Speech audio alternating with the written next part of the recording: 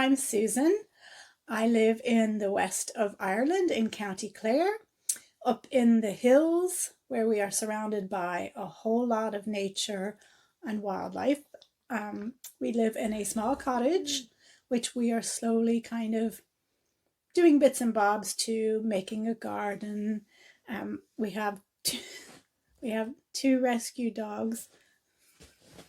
The nose you see there is Mimi, and she is, we guess, a Labrador mix. She was dumped not long after Christmas a few years ago in the forestry. Anyway, yeah. And then we also have down here, this is a retired sheepdog. This is Shep.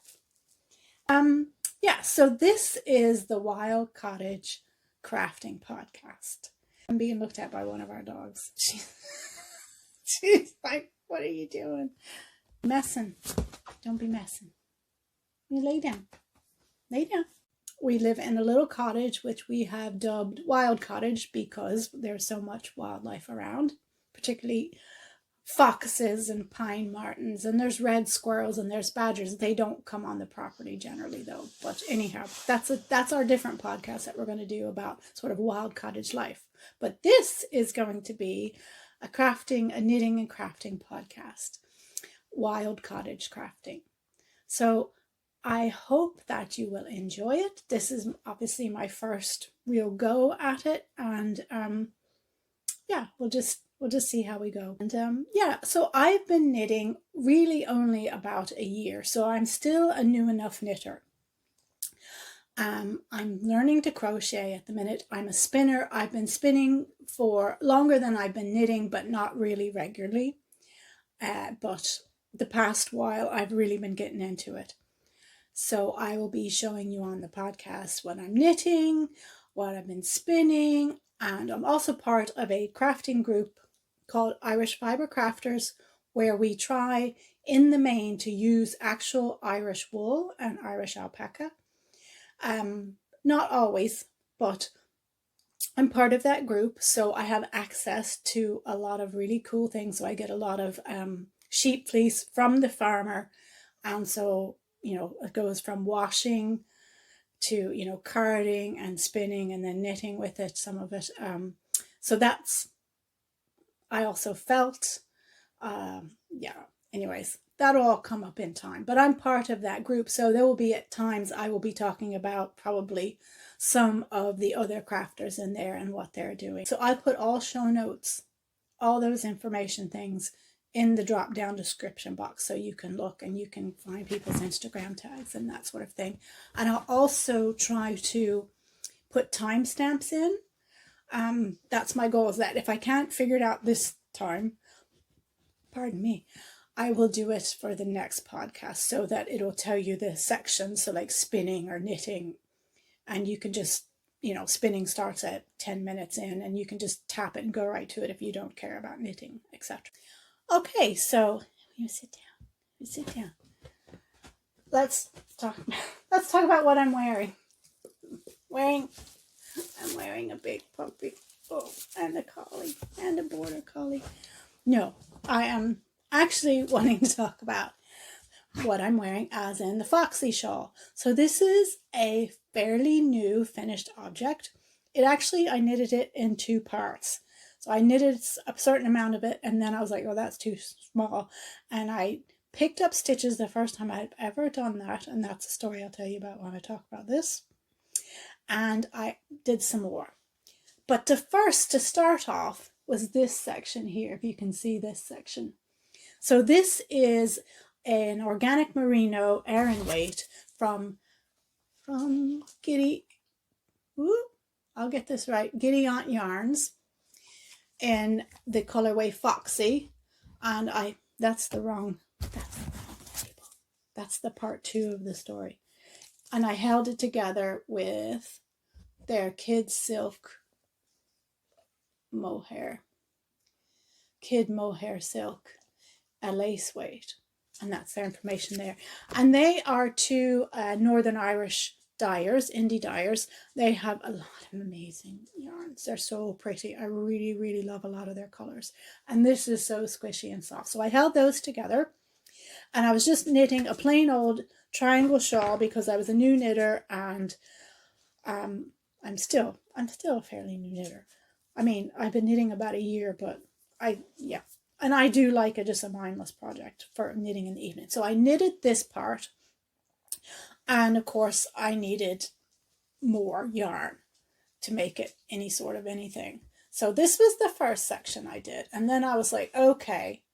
And at this point, I didn't have a whole lot of yarns either, but I had bought some beautiful yarns from Chinook Yarns. Here's, you're going to see why I call this the Foxy Shawl, because this is another indie Irish dyer. She lives out in the Burren.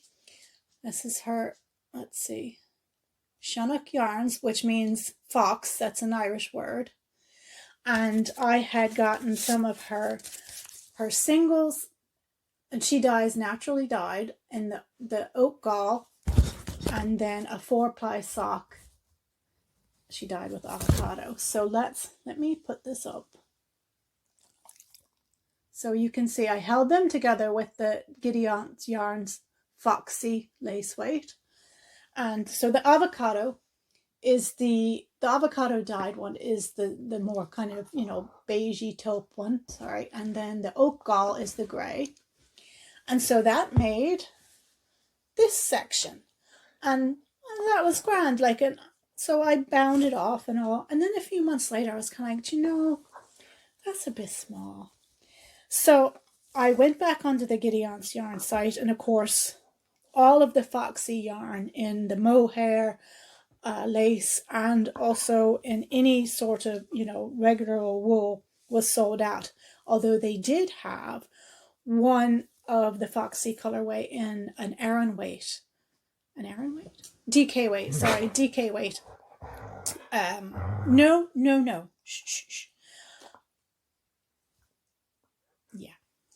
DK weight, mohair silk, Foxy colorway. So I got that, and I got another dyer that she has a podcast that I really enjoy, and she spins, and of course she knits, is Marina Skua.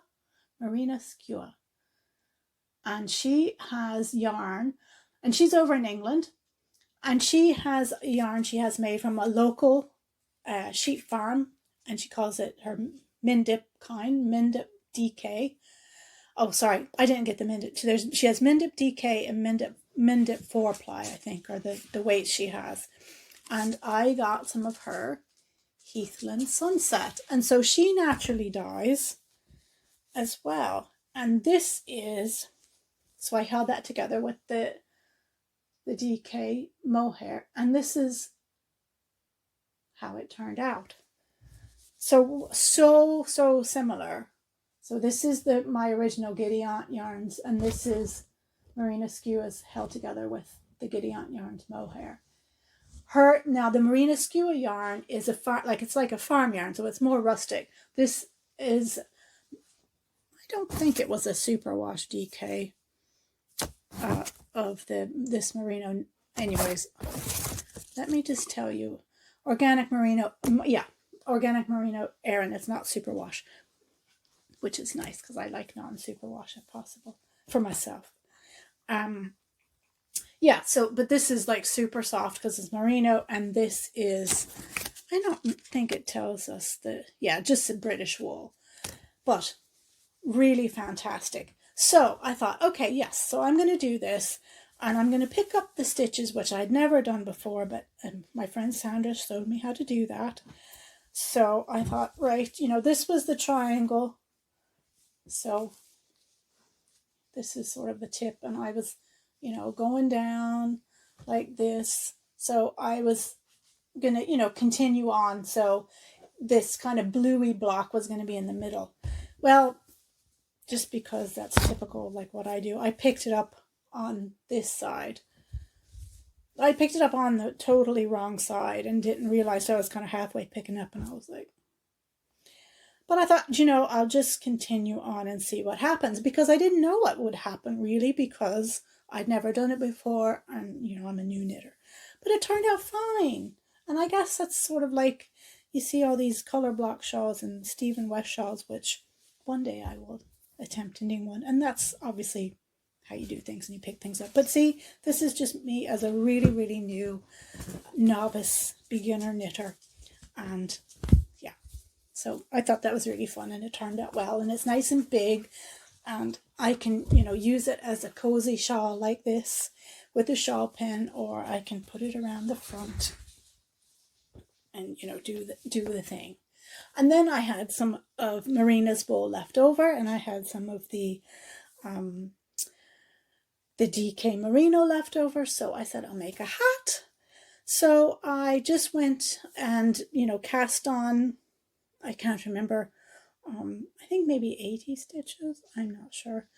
You know, and I just did a little bit of ribbing and then made a mistake here where I was supposed to, I don't even remember what I was trying to do, but I purled around. So I made this bump and then I was like, oh, and then I just did stockinette. And then I just kind of seamed it together at the top because I don't have DP ends and I don't want to get DP ends. It looks really complicated. And I also, so I have fibromyalgia, and sometimes I just get really brain foggy, and I enjoy knitting in the evening, and that's when my brain is the most tired. And just, it took me so long to finally remember how to do the knit stitch and the purl stitch. You just don't even want to know. There were there were so many tears. So, yeah. So I didn't try to do this finishing of the hat with DP ends or even magic loop, which I'm in the process of learning a little bit. Anyhow, so yeah, so they're done, and I'm really, really, really pleased with that. I'm trying to remember to look at the camera over here. So, oh, the dogs are playing. I'll turn that off because I think you could probably hear it, and we'll try to start again. Okay, I got them to stop playing.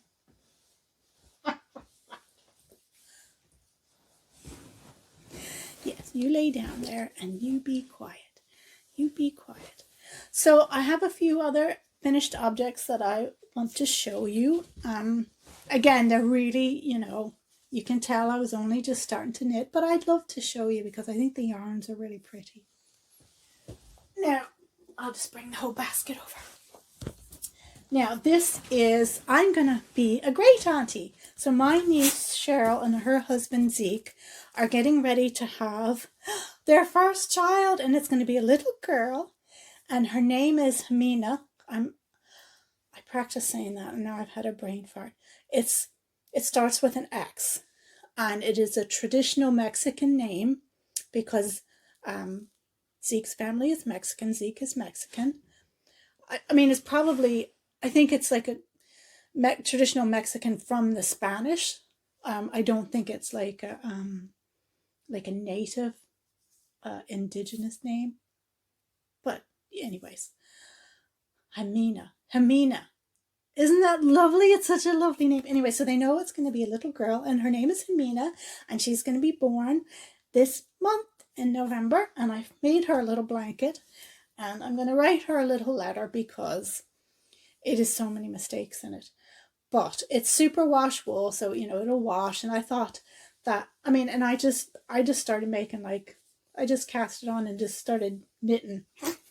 Excuse me, I just spit everywhere. I just started knitting and made sort of like a rectangle shape here. So don't look at the holes, you know, because I have a terrible time, especially when I first started, of I think doing accidental yarn overs. Yeah. So, but I just want to show you some of these lovely yarns because they're all indie dyed. The pink one here I got at the West Cork Yarn Festival in 2019, which is a great little yarn festival, but I don't think it's going to be going anymore, even aside of COVID. And I got it from this dyer, this Irish dyer. I'm not going to try to say her name. I don't think she's dyeing anymore, but she did the pinks. And then I got from a UK indie dyer this color, because I also made a shawl with this. So this color here was part of Burrow and Soar. had a shawl pair called Ophelia, and it was, now I'm having a brain fart. Which one was it? Yeah. No, it was that one I showed you. Yeah. That one here. That lovely mixed color. Mixed with like a chartreuse. I don't know how to say that word. I just can't say it. This, wait. You do it like this, don't you? You know, put your hand in your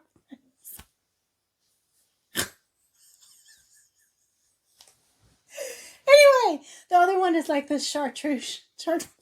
It's bright green, spring green. That's one of my favorite colors. I love all the colors. Oh my god, I love all the colors. But I have a few that just really sing to me. I love the jewel tones. I love that chartreuse. I love that green, and I love orange, and I love certain shades of pink and purple. Anyways, and I love the autumnal colors.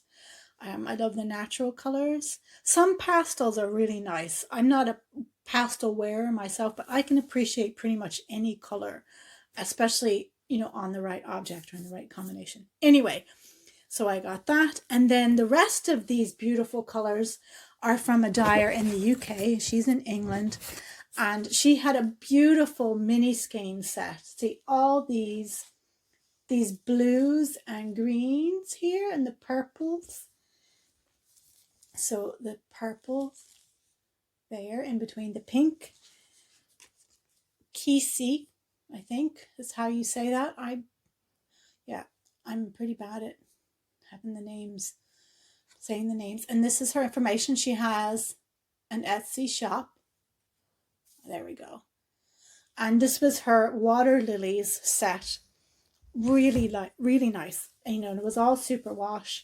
And yeah, so I made this lovely little blanket that I thought, I mean, I didn't think that, but, you know, this can be thrown over her when she's in the car seat, just, you know, something light, because where they live in Virginia, it's, you know, it's not super cold generally, or, you know, or she can play with it, you know, when she gets older, she can put it down as a picnic blanket for her stuffed animals. Anyway, and I'm going to write her a little note and tell her about, you know, it's special yarn that came. It was hand dyed by different ladies over in Ireland and in England, and hand knit by her great auntie with love. So even though there are mistakes, that's how you know the machine didn't do it. Anyway, so yeah, so I finished that, and I finished some other things, but sure, may show them to you at another time. Right.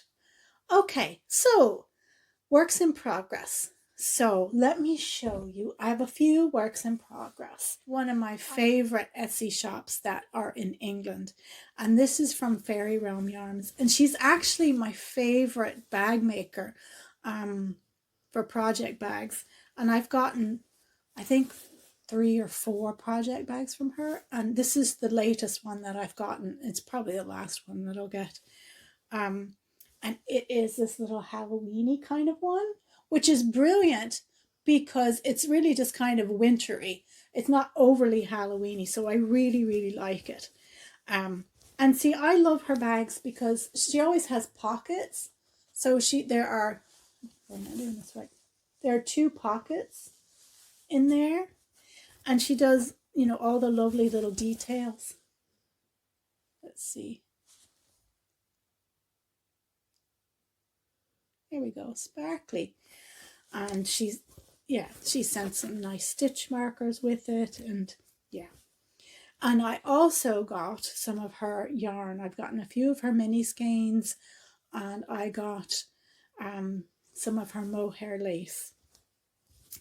Fairy Realm Yarns, and I'll show you the label here, and I'll show you what I'm making with it. So that's her tag. And I got her Wolfpack, see now, mohair, her kid mohair and silk. And I'm holding it double with some Cascade 220, non-superwash, in the charcoal color. And I was going to make Denise, first off, I got the Cascade to make Denise Bayron's moving forward wrap, because I did the yarn comparison site, and the Cascade 220 was like quite close to the recommended yarn, which was the for Keeping Warm, I think's yarn. And the Cascade 220 was a good substitute, and it was, it was reasonably priced because you have to get a fair bit. Pardon me. And I was going to do that. And then I saw Nicole, Fairy Realm Yarns. This is not really going to show up as nice as it is. Her Wolfpack. It's so silvery. It is, guys, it's so silvery. And it's very soft. And I was like, oh, I didn't show you the, here we go. So that's the Cascade 220. This lovely charcoal color. It's a fingering. And I thought, oh, how beautiful will those two be together. And I thought, well, I'll get a couple balls of Nicole's yarn, the Fairy Realm yarns, and I'll hold it together, but I won't do as big of a wrap, because actually I'm fairly short, so it'd probably be too big anyway.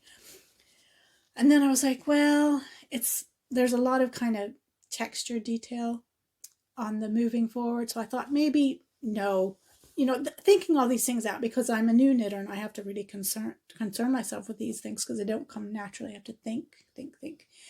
I thought, no, I won't do that because I want the stitch definition to show up a bit better. So I looked around on Ravelry and I found a pattern called the Rectangulum, and it was easy too for when not having a lot of brain space, and I'll put the information of that on the drop down bar. So this is the two together. It's really, it's so pretty. It's so pretty. It looks, I'm not really super happy. The way the camera is making it look, it makes it look, the colors look more bitty than they are, if you know what I mean. But like when you actually look at it in real life, they blend together. No, it does not showing up the same. They blend together nicely, and there's just lovely drape, and it's really soft. And I have one of the Fairy Realm yarns stitch markers here in the crow for the season that's in it. Yeah, so that's what I'm working on at the minute. And I'm also working on making a Christmas present for my dad, who I don't think will watch this. Better not be watching it. Look away if you're watching, Dad, because I'm going to show your Christmas present. But I'm probably going to send it before Christmas anyway, because I think it'll be useful for you now, and I'll be giving you something else for Christmas as well. So anyhow, so I'm going to say what it is. So go away, Dad. Don't listen. I have, with my Handspun, I'm making a cowl, because I think cowls are so snuggly and warm. And I'm just doing a ribbed 2x2 ribbed cowl out of my Handspun. And I'm going to probably, I'll put it on and see, and just kind of estimate how big will be good for my dad, who's not, not really a cowl wearer, but I'm hoping to convert him, because I want him to be warm when he goes out and about. And scarves are just, why did we ever even have scarves? I mean, they're just such a pain in the hole. They're so long. And anyways, I love a cowl. So, and this was the yarn that I made. That's all wonky bonky. I spin on an e-spinner. I hadn't spun on it for quite some time, so I was kind of relearning, and I was practicing with that fiber, which is from John Arbon, the lovely mill in the UK. It's his colorway from last year. I believe it's Blue Woo. It's called Blue Woo, and that's their.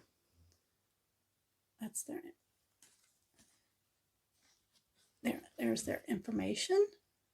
It was 200 grams of Blue Woo. I don't remember the makeup. It might have been Corey Dale and something. It's lovely and soft. And I spun that up on my e-spinner, and I wasn't sure what I was going to do with it. So I was playing, so some of it I was trying to make art yarn, and then I was practicing, my backwards draw and this and that. And so like it's a hodgepodge. But the thing I find, I love to knit with my hand spun. And I know at first I was afraid because I was like, oh, it's going to be weird. And I just went ahead and did it. And I made cowls and cowls and shawls. And when you knit it up, like, it's great. It's so much fun. It's like, I think it's so interesting. And, when you look at it in the skein or in the ball, you're like, oh my God, like there's this little tiny little like lace weight piece, and there's this big part that's hardly even spun, and like, oh my God, what is that going to be like together? Well, it's going to be great together. I'm telling you, you get the right project. I've never knit a sweater. I've never knit a jumper. I hope to in 2021, something simple. So I can't say, I don't know if it would be, something that you had to have a really good gauge on, but something just like a cowl or a shawl. For sure, I have found in my knitting and spinning journey so far, it's great. So I would say use your hand spun. Even I have some of my very, very first hand spun that is like super duper crazy. But I'm like, that would actually be a really fun cowl. It is very like art yarn. I mean, it is art yarn. It's wonderful. So that's that's my advice to you. Just go ahead and use your hand spun. What I think I might spin next is this here. This is from Sixpence Moon. And again, she's another Irish indie dyer, and she does yarn and, wool. And this is some of her Wensleydale. This is on Wensleydale, 100 grams of Wensleydale. And I got this again last year at the West Cork Yarn Festival. So Wensleydale is a really wonderful long wool with lovely curly locks. And Sandra, my friend Sandra, who is part of Irish Fibre Crafters, that's her baby, she has Wensleydale sheep. And so, they're great. Oh my goodness. The lovely curly locks on them. She makes some wonderful, wonderful yarns and art yarns with that wool. But the long wools like that are often quite sturdy. And so I'm thinking, even though there's no nylon in it, I might try it for socks. Speaking of socks. Right. So I have never knit socks. And I have been trying to knit socks. First I tried with Earth Tones Girl. I was trying to follow her podcast and do fearless sock knitting with the magic loop method. Well, I really struggled with the magic loop, and other things were going on, and I just set it aside and I didn't finish. And I unraveled the little bit what I had done.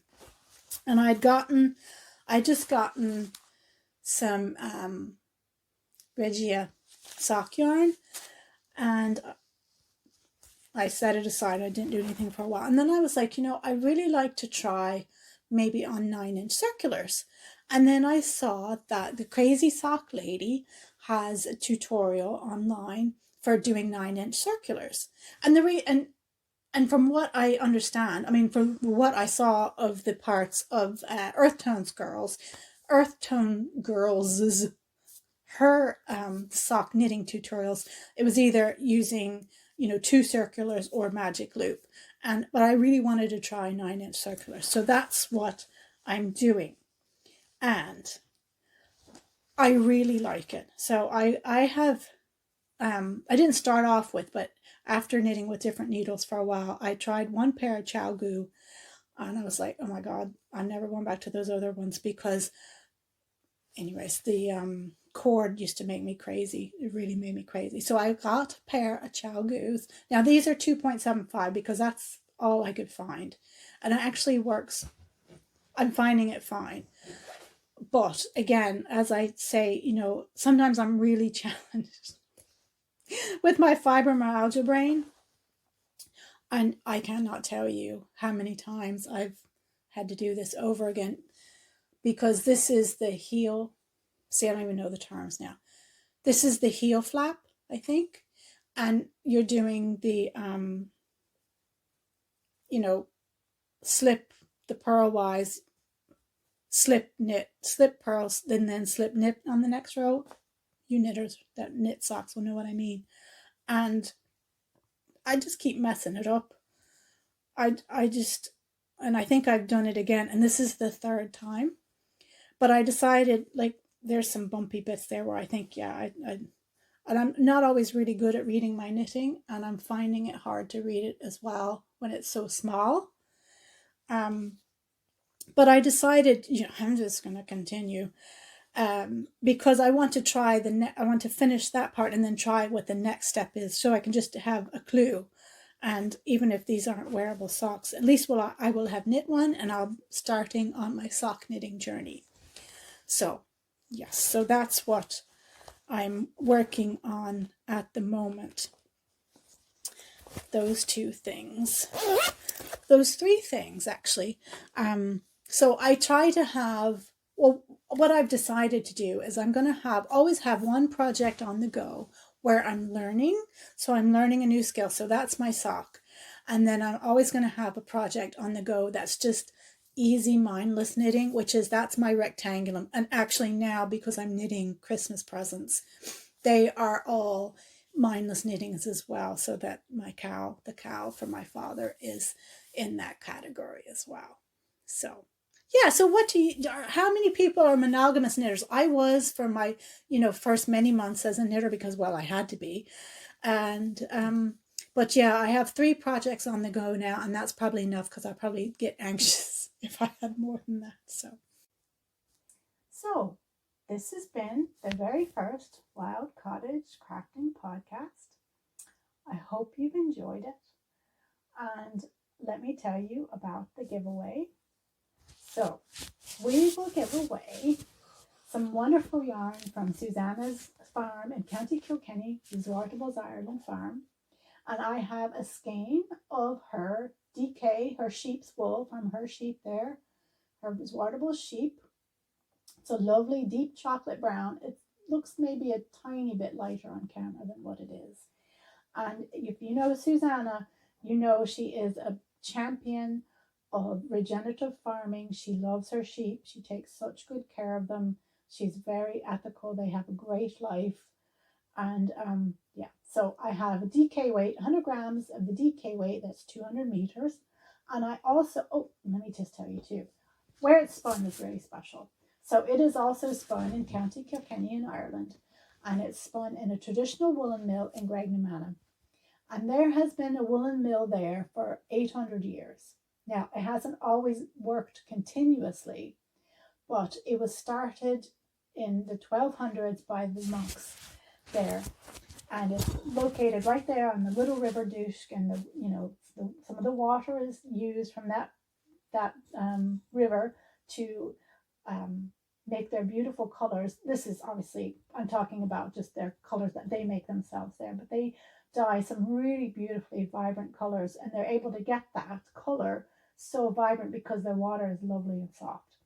But anyhow, so that's a really special place, spinning a very special yarn. And this is Vartables, so it's a rustic yarn.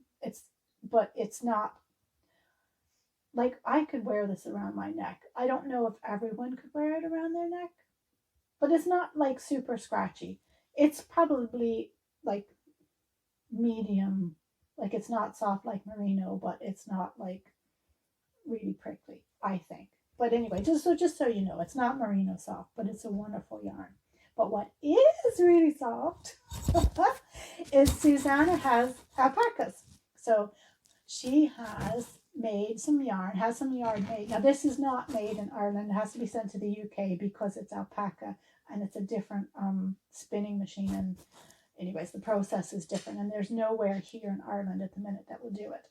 But this is some of her very own Cria baby alpaca, and a 4-ply. This is a 50-gram weight. I'm not sure of the yardage. I'll ask her, because I got a bunch of these for myself because I'm making a project. But then I thought, maybe I'll do a giveaway. And so that's why I don't have a label, because when she asked me, do you want a label? I was like, oh no, sure, save your labels. But I'll find out what the yardage of this, and I'll see if can she post me a label so I can post you it with the label.